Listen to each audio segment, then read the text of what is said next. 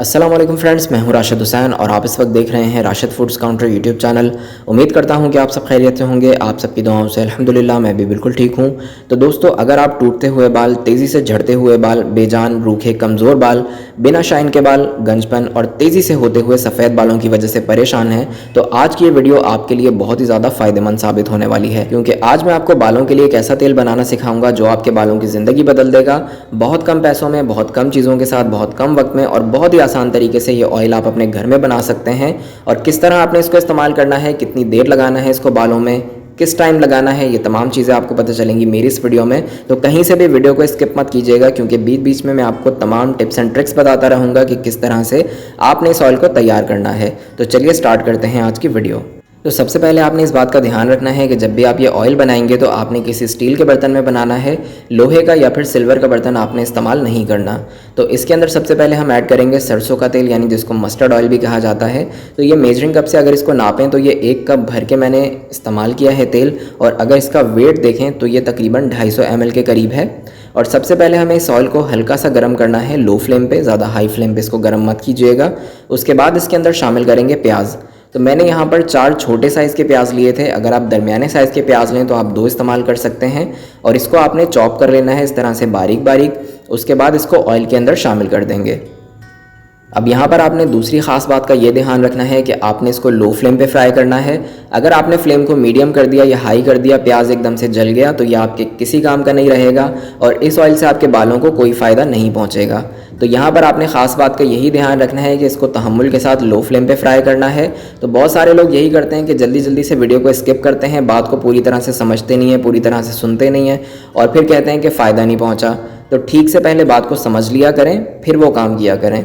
तो यहाँ पर आप देख सकते हैं कि प्याज को ऑयल में फ्राई होते हुए तकरीबन 2 मिनट हो चुके हैं और मैंने इसको लो फ्लेम पे ही फ्राई किया है। अब मैं इसके अंदर शामिल कर रहा हूँ मेथी दाना।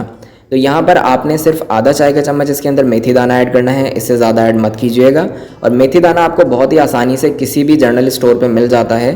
तो अब आपने मेथी दाना ऐड करने के बाद इसको अच्छी तरह से मिक्स करना है और इसको तकरीबन 12 से 13 मिनट तक इसी तरह से हम पकने देंगे, यानी लो फ्लेम पे ही इसको पकने देंगे, ताकि प्याज अच्छी तरह से और मेथी दाना अच्छी तरह से अपनी जो अफादियत है इस ऑयल के अंदर छोड़ेगा और वो अच्छी तरह से इसके अंदर पकेगा और ये बेहतरीन सा हमारा ऑयल बन के तैयार होगा।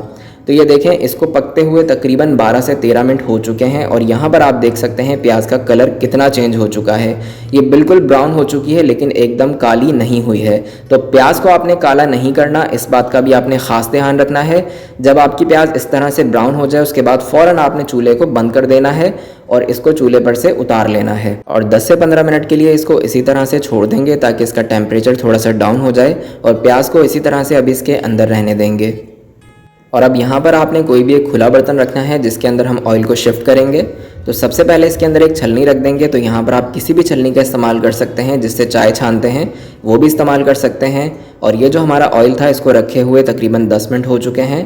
तो अब इस ऑयल को हम छान लेंगे छलनी की मदद से। तो इसके अंदर जितने भी अज्जा थे, प्याज और मेथी दाना, ये सब हम निकाल देंगे इस तरह से इसके अंदर। और यहाँ पे आप देख सकते हैं कि ऑयल जो है वो छन के अलग हो चुका है, प्याज और मेथी दाना अलग हो चुका है।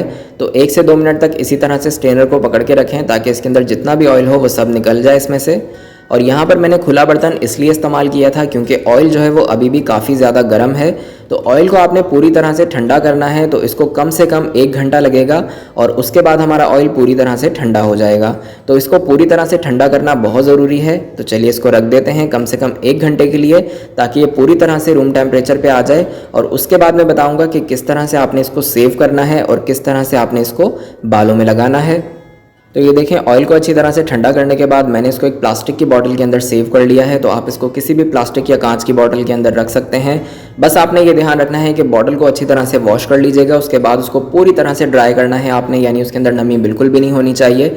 और आपने इसको इस्तेमाल इस तरह से करना है कि जब भी आपको सर धोना हो उससे कम से कम 2 घंटा पहले या फिर पूरी रात के लिए भी आप इसको बालों में लगा सकते हैं। और बालों में आपने इसको जड़ों के अंदर लगाना है। और दूसरी बात का आपने ये ख़ास ध्यान रखना है कि आपके बाल बिल्कुल भी गीले नहीं होने चाहिए, यानी आपने बिल्कुल सूखे बालों में ही इस तेल को इस्तेमाल करना है। गीले बालों में हरगिज़ इस्तेमाल मत कीजिएगा। 8 से 10 दिन के अंदर ही आपको हैरत अंगेज़ इसका रिज़ल्ट मिलेगा। बहुत ही बेहतरीन, बहुत ही ज़बरदस्त ऑयल है ये। और पहले इस्तेमाल करके आजमा के फिर मैंने ये रेसिपी आप तक पहुँचाई आई है, तो इसको इस्तेमाल करें। अगर ये ऑयल आपको पसंद आता है, आपको फ़ायदा पहुंचता है, तो हमें फीडबैक लाजमी दीजिएगा। जाने से पहले चैनल को लाजमी सब्सक्राइब कर दीजिएगा और साथ लगे बेल आइकन को भी क्लिक कर दीजिएगा ताकि मेरी तमाम आने वाली नई वीडियोज़ के नोटिफिकेशन आपको मिलते रहें। दुआ में याद रखिएगा, अपना बहुत ख्याल रखिएगा। फिर मिलेंगे राशिद फूड्स काउंटर पर किसी और ज़बरदस्ती रेसिपी के साथ। तब तक के लिए अल्लाह हाफ़िज़।